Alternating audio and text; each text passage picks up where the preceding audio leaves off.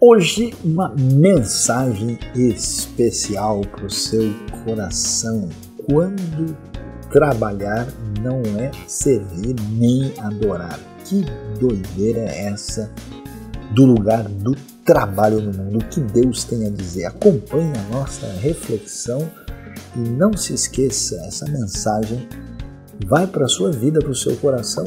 Compartilhe, divulgue para os amigos, aperte o sininho, inscreva-se no canal, seja você também parceiro da IBNU, uma comunidade saudável para um mundo melhor. Deus abençoe.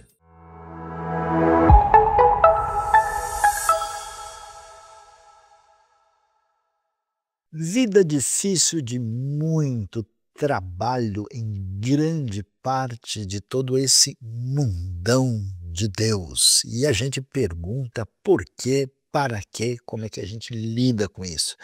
Vocês sabem, né, nesse momento em que a gente termina um ano, começa outro, vem um momento aí de bastante relaxamento, férias, e ao mesmo tempo muito planejamento, muita expectativa para a realidade de um novo o ciclo que se inicia, um novo momento, um novo ano, como é que a gente lida com isso? E olha, hoje o tema da nossa mensagem, reflexão na palavra de Deus é muito significativo, porque vamos pensar sobre trabalho. Quando trabalhar não é servir nem adorar. Na verdade, falaremos muito sobre uma palavrinha hebraica especial que aparece muito na Bíblia, chamada avodá, que literalmente, de modo geral, se traduz por trabalho.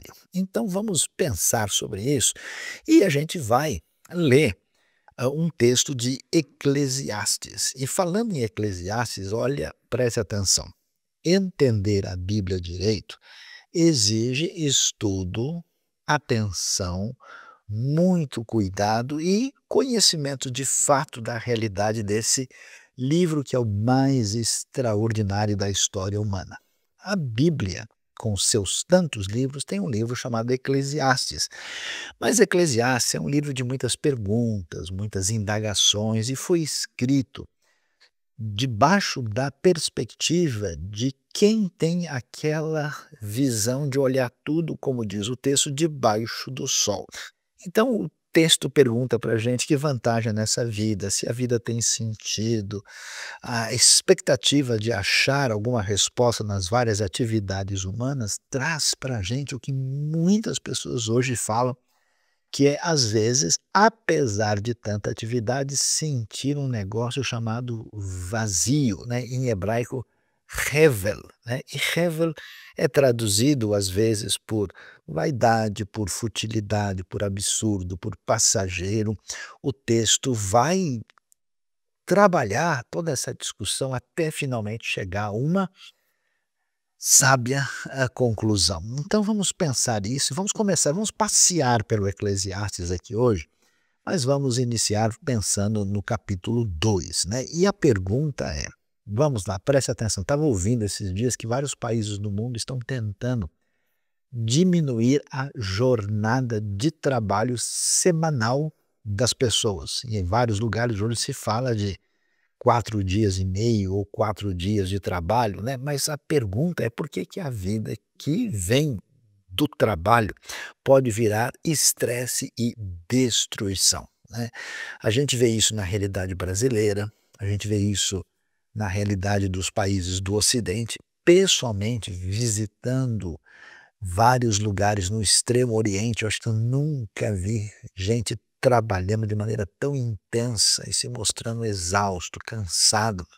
Uma cultura assim que valoriza muito, né, a realidade social, valoriza muito a produtividade, às vezes até mesmo a tentativa de ser perfeito, e com essa ideia que vem da exigência do mercado e da produtividade, ou seja, pessoal, em muitos ambientes o trabalho virou uma loucura. Pois é, olha só, é por isso que acho que quando a gente lê a Bíblia direito e presta atenção no texto e consegue ligar a sabedoria antiga que vem, né, desse conhecimento revelado com as necessidades de hoje, é muita coisa especial. Então, em Eclesiastes 2:20, a gente vai ver lá o texto falando do trabalho que mata. Quer ver? Ó, parece que foi escrito hoje. Dá uma olhada no que o texto diz. Cheguei ao ponto de me despertar, cheguei ao ponto de me desesperar por todo o trabalho no qual tanto me esforcei debaixo do sol. Pois um homem pode realizar o seu trabalho com sabedoria, conhecimento e habilidade, mas terá que deixar tudo que possui como herança para alguém que não se esforçou por aquilo. Isso também é um absurdo e uma grande injustiça. Que proveito tem um homem de todo o esforço, de toda a ansiedade em que trabalha debaixo do sol? Durante toda a sua vida, seu trabalho é pura dor e tristeza, mesmo à noite a sua mente não descansa. Isso também é um absurdo. Olha que coisa impressionante, você viu isso? O sujeito trabalha, trabalha, trabalha, e a pergunta é: para quê? Então, tanta gente, eu conheço várias histórias, em alguns casos até conheci pessoalmente, gente que nunca pareceu poder desfrutar nada na vida, fez todo um esforço, acumulou uma série de coisas e de repente a pessoa vem a falecer e tudo que ele construiu, alguém lá vai ficar com o resultado do seu trabalho. Eu ouvi até de pessoas que vêm a falecer e que não tem nem ninguém para ficar, e isso acaba sendo doado para o Estado, para alguma instituição, porque todo o resultado das suas fadigas, do seu cansaço, não virou absolutamente nada. Por isso o Eclesiastes vai dizer: "Nossa, isso é literalmente, isso é loucura, isso é um absurdo", né, e as pessoas se cansam. Mas olha que coisa interessante, a pergunta é: como é a trajetória de uma pessoa, inclusive desde os tempos antigos até hoje? Acho interessante a sabedoria de Eclesiastes, porque ele vai mostrando para a gente, assim, o caminho de uma prosperidade que não está devidamente encaminhada na vida. E um dos elementos que eu acho que chama atenção é como isso aparece mostrando o que a gente pode chamar de fases da vida. Dá uma olhada, por exemplo, em Eclesiastes tem 2 textos que chamam atenção ainda no capítulo 2, o verso 10 e o verso 3. O verso 10 diz assim: "Não me neguei nada que os meus olhos desejaram, não me recusei a dar prazer algum ao meu coração. Na verdade, eu me alegrei em todo o meu trabalho, essa foi a recompensa de todo o meu esforço. Decidi entregar-me ao vinho e à extravagância, mantendo, porém, a mente orientada pela sabedoria. Eu queria saber o que vale a pena debaixo do céu nos poucos dias da vida humana." Olha que coisa interessante. Eu já vi muita gente que quando começa a ganhar algum dinheiro, especialmente aquela galera na fase mais jovem da vida, né, o indivíduo fala: "Puxa, agora eu tenho meu dinheiro, não tenho que depender de ninguém." Sabe de uma coisa? Vamos cá entre nós, a pessoa pensa: "Ó, eu vou cair na gandaia." Então aquele negócio, aquelas saídas de sexta-feira à noite, aquele encontro com a galera, é o pessoal que gosta de balada, né, vamos falar claramente, de sair para beber, de sair para farrear. O texto é tão interessante, né, ele diz: "Decidi-me entregar-me ao vinho e à extravagância e ver o que que eu ganho com todo o meu trabalho, o que que vale a pena de fato." Então é curioso. Pessoal, preste atenção, você tem um livro aqui de 3.000 anos de sabedoria, parece que ele está vendo a galera de hoje, nesse mundão onde o pessoal passa a semana, assim, naquele sufoco e depois, como diz o pessoal, tem que desestressar. Então o lance é sucesso, é prazer, adrenalina. Essa sociedade nossa tão, assim, tocada a impulsos fortes, parece de fato funcionar assim. Eu me lembro, olha, eu vi isso no Extremo Oriente, eu vi isso em países europeus ditos muito desenvolvidos, eu vi isso na América do Norte, eu vi isso na realidade brasileira. Você passando em lugares assim, sexta-feira à noite, sábado à noite, lugares lotados com jovens assim, e até muitos nem tão jovens, mas fazendo fila só para tentar dar uma aliviada na loucura que é correr atrás de algum recurso nessa vida. Então, olhando para isso, é interessante que Eclesiastes dá uma amainada nessa a loucura da adrenalina. No verso 24, o texto diz o seguinte, né, juntamente com o que aparece também em 3:13: Para o homem não existe nada melhor do que comer e beber e encontrar prazer em seu trabalho.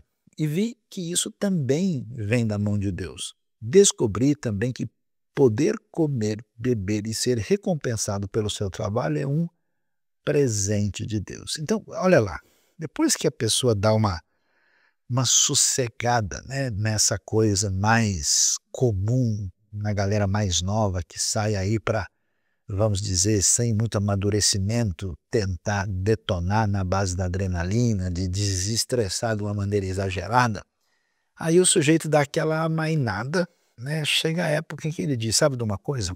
Estou com um emprego bom, estou ganhando um certo valor, eu consigo equilibrar, então, o que eu tenho na minha vida, do resultado do meu trabalho, é algo que dá pelo menos para a gente tentar viver a vida com satisfação". E aí que surge, né, família, a alegria, a celebração desse sucesso. Eu achei interessante a maneira como ele diz, né, poder comer, beber e ser recompensado pelo seu trabalho é um presente de Deus.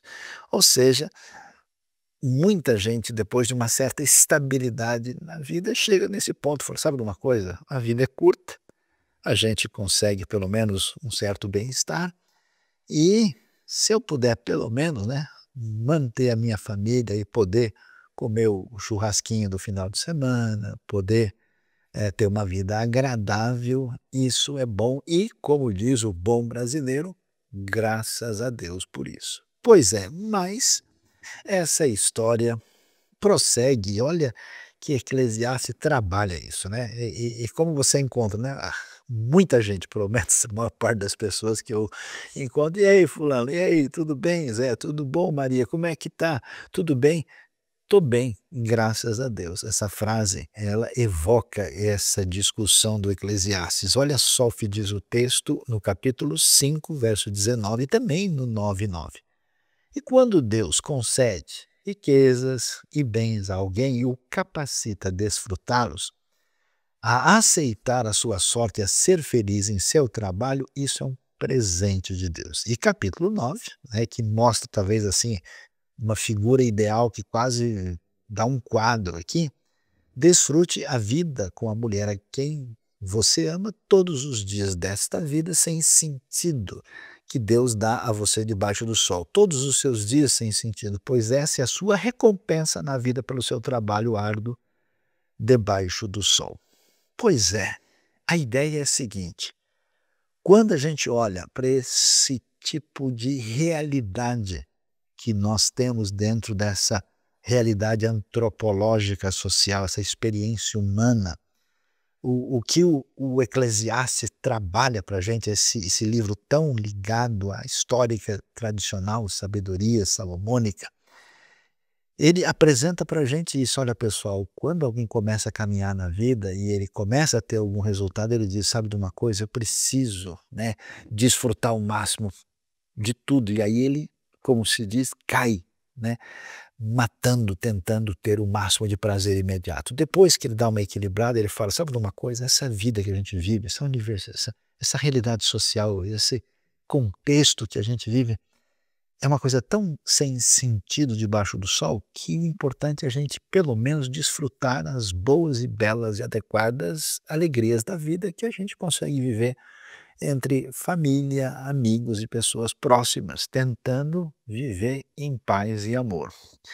Só que o tempo passa, e essa realidade, como a sabedoria de Eclesiastes é impressionante. Quer ver? Dá uma olhada só como ele vai percebendo aquilo que parece ser muito da dor, da ansiedade, daquilo que tem sido chamado do fenômeno do workaholics, das pessoas que não conseguem lidar com a realidade do trabalho. Olhe o detalhe: durante toda a sua vida, Eclesiastes 2:23, seu trabalho é pura dor e tristeza. Mesmo à noite, a sua mente não descansa.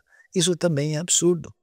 Eu conheço um monte de gente que passa mal, porque tudo que ficou pendente ou que vai ser feito no trabalho não sai da cabeça da pessoa. Capítulo 4, verso 4, descobri que todo trabalho e toda realização surge da competição que existe entre as pessoas. Mas isso também é absurdo, é correr atrás do vento. E mais adiante, capítulo 5, verso 11, quando aumentam os bens, também aumentam os que os consomem.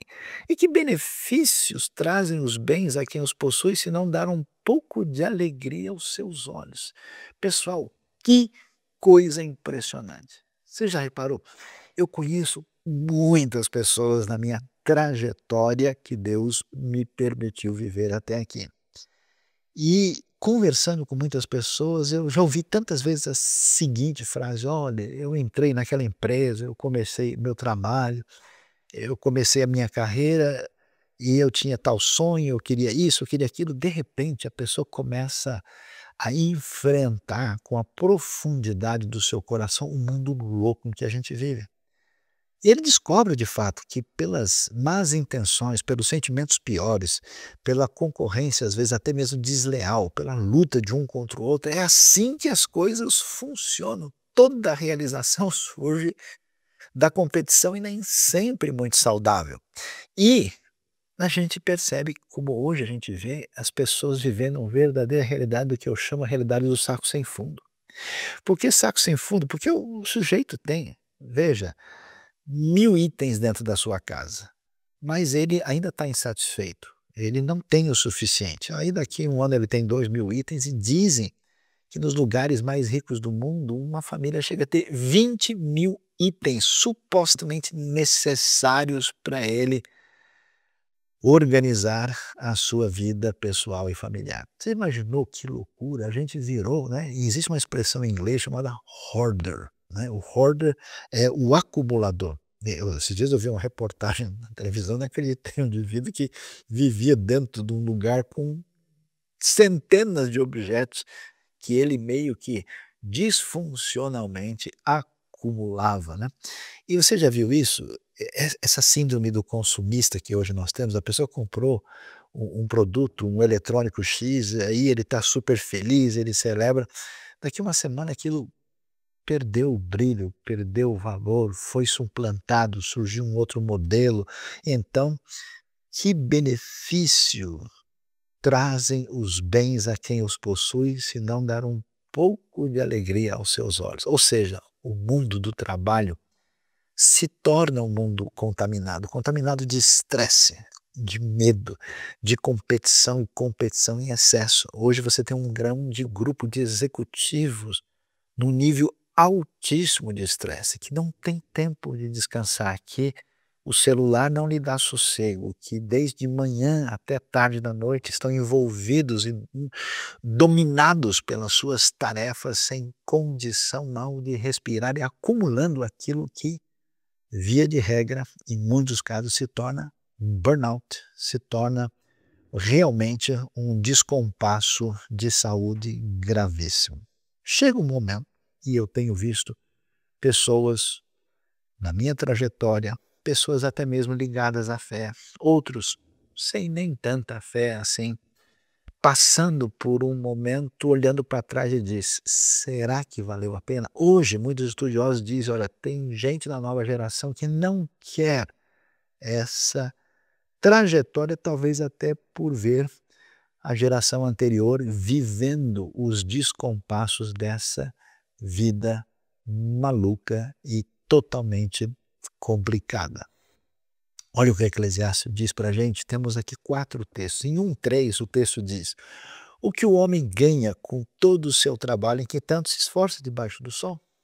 E 2:11 diz: contudo, quando avaliei tudo o que as minhas mãos haviam feito e o trabalho que eu tanto me esforçara para realizar, percebi que tudo foi inútil, literalmente vazio. Foi correr atrás do vento. Essa frase é simplesmente fenomenal. Não há qualquer proveito no que se faz debaixo do sol. Capítulo 2, verso 17. Por isso, desprezei a vida, pois o trabalho que se faz debaixo do sol pareceu-me muito pesado. Tudo era inútil, era correr atrás do vento. E finalmente, olha que coisa impressionante, o verso 20. Cheguei ao ponto de me desesperar por todo o trabalho no qual tanto me esforcei debaixo do sol.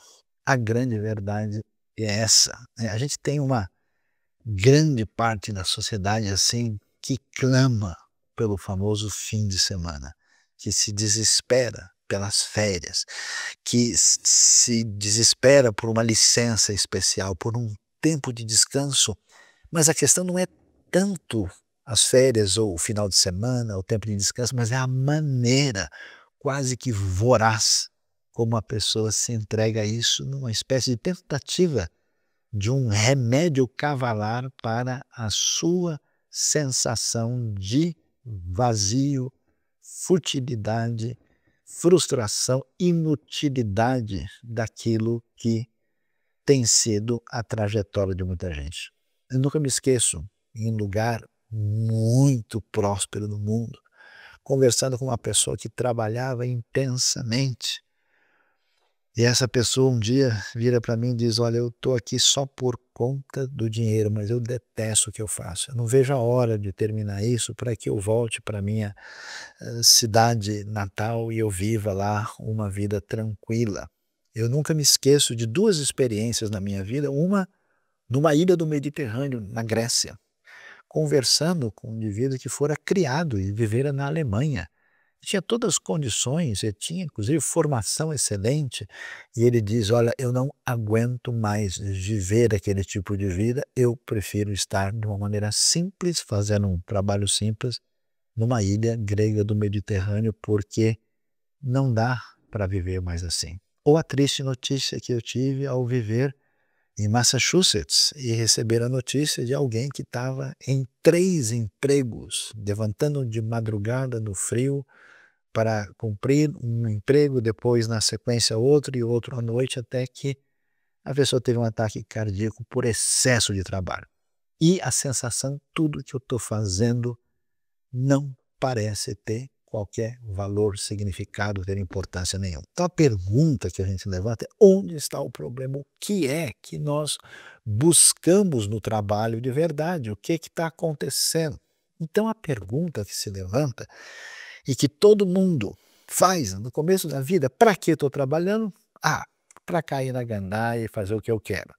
Depois, para que eu estou trabalhando? Para construir a minha família, ter uma certa estabilidade e ter um momento de paz e tranquilidade. Para que eu estou trabalhando? Para me realizar profissionalmente dentro da sociedade, mas eu estou vendo para onde as coisas estão indo, isso não parece nada bom, nem saudável, nem apreciável. Para que eu estou trabalhando? Eu estou me matando. Então a pergunta é: para quê? E aí a gente entra com a sabedoria bíblica que tem a ver com avodá. Avodá. Atenção, literalmente trabalho, mas tem muito mais do que isso. E avodá vem de uma palavra, de uma raiz, que tem a ver com o verbo avad. E o que é avad? Olha que coisa interessante. Avad é, ao mesmo tempo, trabalhar, servir e cultuar. Como é que é, Sayão? Sim. Até você deve saber que no português histórico, quando alguém ia, né, numa atividade religiosa, ele estava indo para aquele momento do serviço religioso. A língua inglesa mantém isso até hoje. Então você fala que numa igreja vai ter o horário do service. Então, avad, sabe onde aparece? Esse termo aparece na história de Israel, na ocasião quando o povo de Israel vai ser libertado da escravidão, quando trabalhavam loucamente como escravos para o faraó. Aliás, curiosamente, a palavra escravo vem da mesma raiz, é avadim, escravos, né? Quando os judeus celebram a libertação da Páscoa, eles dizem avadim haino, nós fomos escravos. Pois é. Então, qual que é a lógica? A gente olhando para o texto, você vê que Faraó exige que os hebreus venham avad em favor dele. Avad quer dizer trabalhar, mas também cultuar, porque o faraó é visto como uma divindade. E, ao mesmo tempo, Moisés diz ao faraó que Deus quer que o povo vá para o deserto para avad, ou seja, eles vão servir, trabalhar para o Senhor e vão cultuar. Então, a realidade da vida, quando a gente pergunta para que eu trabalho, a gente tem 2 caminhos. ou eu vou avad para o faraó, ou como o hebraico moderno vai dizer, la'avot para o faraó, ou eu vou avad para Deus. Prestar culto é a mesma palavra para trabalhar, servir, tem a ver com avad, tem a ver com avodá. Tanto que é interessante que tem um dos textos assim mais extraordinários assim da Bíblia, muito conhecidos, né, que é o Salmo 100. O Salmo 100, né, na versão mais histórica, diz: celebrai com júbilo ao Senhor todos os moradores da terra, né? E na tradução de Avad mais adequada, nesse contexto, é prestem culto ao Senhor com alegria, né? Entrem na sua presença com cânticos alegres. Na versão mais tradicional, começa com celebrai e depois continua dizendo servi ao Senhor com alegria, melhor dizendo, né? Então, adorar não é apenas liturgia. No texto bíblico, adorar é servir, a mesma palavra para trabalhar que envolve aí avad e avodá. Então, preste atenção, como seres humanos, como criados por Deus nesse universo, nesse mundo do Senhor, nós sempre vamos ter que la'avod. Nós vamos sempre avad.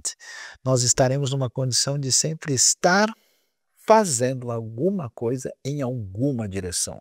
Não há como lidar com a vida sem servir. Você sempre estará servindo. A pergunta, né? Como é que vai ser esse serviço, esse trabalho, essa dedicação, esse culto da sua parte? Então, dá uma olhada nos detalhes da conversa que aparece em Êxodo que eu mencionei agora. Veja Êxodo capítulo 9. Depois o Senhor disse a Moisés: vá ao faraó e diga-lhe que assim diz o Senhor, o Deus dos hebreus: deixe o meu povo ir para que me preste culto, para que me avante. Em 14:12, já não lhe tínhamos dito no Egito, deixe-nos em paz? Olha o povo rebelde reclamando, dizendo, seremos escravos dos egípcios. Seremos o quê? Da mesma raiz, avad. Aqui, avadim. Seremos avadim dos egípcios antes de ser escravos dos egípcios do que morrer no deserto. Então você vê, né, o que está envolvido aqui. E depois, ainda mencionando o texto de 5:1, nós vemos, depois disso, Moisés e Arão foram falar com o faraó e disseram: assim diz o Senhor, o Deus de Israel, deixe meu povo ir para celebrar-me uma festa no deserto. Esse celebrar a festa tem a ver com esse culto, tem a ver com esse serviço barra adoração dedicada ao Senhor. Então, preste atenção nisso. Fora do foco, fora do caminho certo, o trabalho, na verdade, é escravidão. E acho que claramente na sociedade de hoje, eu diria que infelizmente nós temos os escravos oficializados, mas temos uma multidão de pessoas no mundo que se tornou escravo a partir, inclusive, da manipulação da sua própria vontade, da condução do seu pensamento. Parece que como que alguém implantou um chip na cabeça da pessoa para ela se tornar realmente um indivíduo produtivo no sistema com grandes desvantagens para a sua própria vida. É pesado, é carga, é servir a si mesmo, é servir ao faraó, é perder-se. Interessante que o conhecido pensador Thomas Paine disse uma frase que chama a atenção: não fazer nada é o trabalho mais cansativo do mundo, pois você não pode se demitir e não tem condições de descansar. Então você percebe que o que envolve o trabalho é principalmente uma atitude de vida.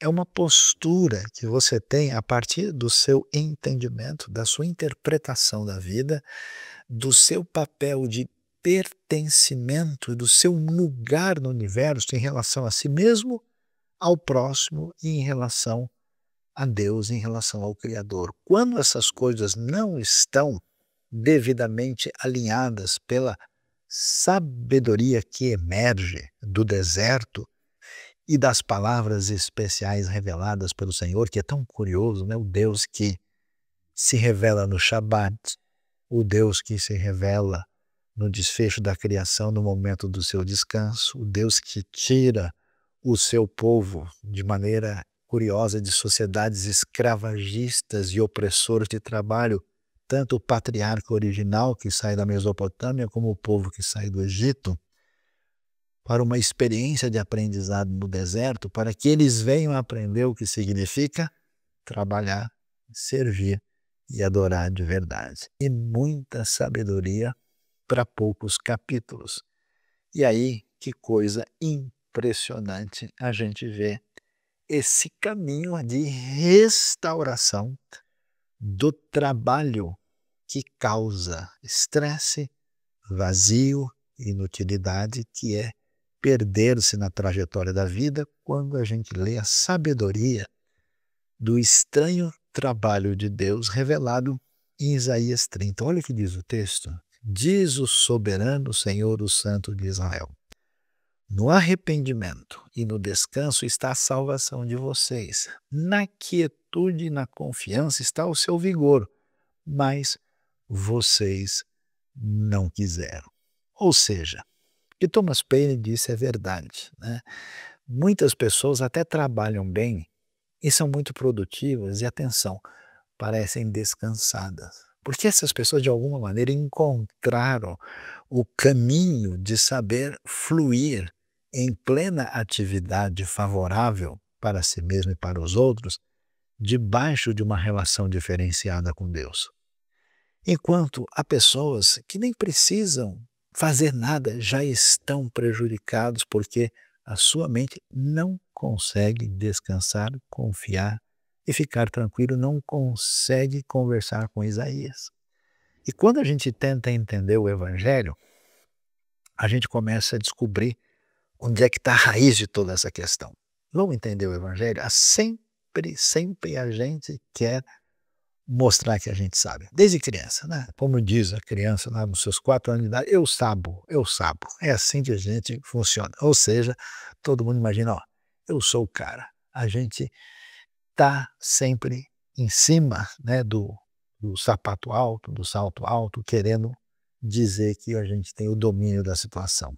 E o que acontece toda vez que quem se relacionou com Deus, o povo de Deus, os personagens principais da história bíblica, Deus demite essa gente. Aliás, Moisés foi demitido, depois que Deus se contratou de uma maneira diferente. Até que, olha que coisa interessante, o demitido maior, que fez o trabalho completo, nos dê o pleno descanso. É interessante ver que na história humana, aquele que foi mais rejeitado, que o seu trabalho não foi compreendido, foi o próprio Senhor, e particularmente na obra especial de Cristo Jesus em nosso favor. Por isso, o que a gente precisa? Precisa colocar a perspectiva do trabalho, da vida profissional, sob o sentido da vida. E o sentido da vida tem a ver com a fé, tem a ver com o Evangelho, tem a ver com a relação com Deus. E à medida em que o nosso trabalho se torna de fato culto e também um serviço para o bem-estar da humanidade. Nenhum trabalho que seja simplesmente acumular recursos, nenhum trabalho que seja simplesmente aumentar a minha adrenalina hoje, nenhum trabalho que sirva simplesmente de entrar na causa social maior e estar refém da sociedade altamente produtiva e consumista, vai preencher o coração e a vida de ninguém. Volte-se para Deus hoje, escute a sabedoria do Senhor. Olha só, olha que termina o Eclesiastes, é muito legal.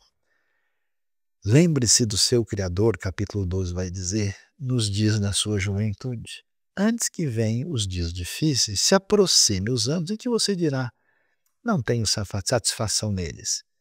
E ele termina no verso 13 dizendo, agora que já se ouviu tudo, aqui está a conclusão. Tema a Deus e obedeça aos seus mandamentos, porque isso é o essencial para o homem. Interessante que o texto original diz que esse é o cor, esse é o todo do homem. Ou seja, quando você teme a Deus, quer dizer, você adora a Deus na dimensão da compreensão da sua magnitude e grandiosidade, e a sua relação com Ele entra em sintonia, e você aprende os princípios sábios, as diretrizes que Deus nos deu, aí sim você vai ter condição de lidar com todas aquelas perguntas e dores que desde a juventude até a época da maturidade maior, a gente tem com relação à nossa formação, à nossa profissão, à nossa atividade que envolve o que tem tanto valor para a vida social e a economia, que é o nosso trabalho. E aí, para a gente poder entender como é que isso é tão importante, a gente é convidado aqui hoje, né, nesse momento que a gente está refletindo como é que vai ser nesse novo ano, nesse novo ciclo, nesse novo momento de vida, a gente vai ver o que Deus fez com o nosso amigo, grande trabalhador, adorador, que andou servindo o faraó um tempo, depois saiu fora, foi servir ao Senhor, passou um aperto. Moisés. Moisés era o cara. Moisés teria passado na USP, teria passado na Sorbonne, em Oxford, em Cambridge, em Heidelberg, em Harvard, em qualquer lugar, em Tóquio, em Xangai. E o que acontece? Moisés, fino conhecedor de toda a ciência do Egito, criado ali numa situação de altíssimo conhecimento, com pelo menos biculturalidade, muito mais, esse nosso amigo Moisés foi demitido. E pior que ele teve a demissão completa, né? Ele teve demissão egípcia, porque ele entrou, bateu de frente com os poderosos do Egito, o faraó, e como ele tentou fazer a obra de Deus, o trabalho divino, sem qualquer condição, ele também fracassou e ficou sozinho no meio do nada no deserto. Interessante que Moisés, como a gente faz como bom brasileiro, deu o seu jeito, né? Falou: sabe uma coisa, eu me viro aqui, tudo bem, sem Egito, sem projeto, sem trabalho, sem nada, deixa eu cuidar de ovelha aqui. Ele com o sogro foram lá, fizeram um trabalho de cuidar de ovelhas e cabras, até que Deus aparece no cenário. E é interessante o que a gente vê lá. Quer ver só? Olha o detalhe em Êxodo 4, verso 2. Então o Senhor perguntou a Moisés: que é isso em sua mão? Uma vara, respondeu ele. Disse o Senhor: jogue-a no chão. Moisés jogou-a e ela se transformou numa serpente. Moisés fugiu dela, mas o Senhor lhe disse: estenda a mão e pegue-a pela cauda. Moisés estendeu a mão, pegou a serpente e essa se transformou numa vara em sua mão. Depois de tudo que aconteceu, para Moisés, agora o refúgio dos seus descaminhos nas suas atividades na vida, entre egípcios e hebreus, foi ter o símbolo da sua profissão. Moisés tinha lá a sua vara, que cuidava das ovelhas. Quem é Moisés? Ele é um pastor. Como é que funciona a nossa sociedade? A nossa identidade não vem na nossa profissão? Quem que é o fulano? Ele é o doutor, ele é o mestre. Não, porque vou falar com o advogado, eu vou falar com o médico, vou falar com não sei quem, mas você é a sua profissão? Interessante. Quando Deus chega para Moisés, Moisés agora esvaziado das suas pretensões, totalmente demitido, quase ao sabor de Eclesiastes, Deus chega para Moisés e diz: Moisés, eu vou pedir um negócio. Sabe a sua identidade pelo que você faz? Sabe a sua profissão? Sabe onde é que você parou na vida? Está aqui, né? Joga no chão. É interessante, porque Deus podia falar: Moisés, fecha os olhos, faça uma oração que eu vou mandar uma unção do céu para você. Moisés, agora a sarça ardente vai invadir o seu coração e você vai sentir o calor do Senhor. Moisés, agora eu estou mandando meu raio no céu que purificará a sua vida, tá vendo? Mandando, sabe o serafim Isaías, manda mais 4 para você. Não. Deus diz para Moisés: jogue no chão aquilo que é a referência onde está construída agora a sua identidade. Jogue fora a sua profissão, Moisés. E Moisés joga. Interessante, aquilo que era o símbolo mais impactante da época, que é a serpente, que era o símbolo que envolvia a vida e a morte, que tinha tanto importância no mundo egípcio, no mundo antigo de modo geral e até mesmo entre os hebreus, Moisés agora pega de volta e a serpente volta a ser vara. Com essa vara, ele vai liderar Israel. É com essa vara que ele vai abrir o Mar Vermelho. Essa vara é a razão de Moisés se tornar o que ele se tornou na história. É impressionante. Quando a gente entende que a nossa identidade não pode ser construída nos caminhos complicados, perdidos, equivocados, que supostamente nos atribuem verdadeira identidade na ordem social, e a gente entrega isso a Deus, então Deus pega a nossa vida, não importa. Eu acho curioso que a vara continuará sendo vara, mas dessa vez é vara depois da experiência. Então, entregue o seu trabalho a Deus hoje e entregue ao Senhor, porque Ele sim vai abençoar a sua vida, a sua identidade, a identidade que está em Deus. Então, encerramos nossa reflexão dizendo: prestem culto, sirvam, trabalhem para o Senhor com alegria. Entre na sua presença com cânticos alegres. Hoje é a hora do avodar, quando trabalhar, sim, agora sim. Trabalhar agora é servir, é adorar. Deus abençoe a sua vida, o trabalho das suas mãos e a sua caminhada com o Senhor na nossa mente, da nossa atividade e do nosso coração. Amém.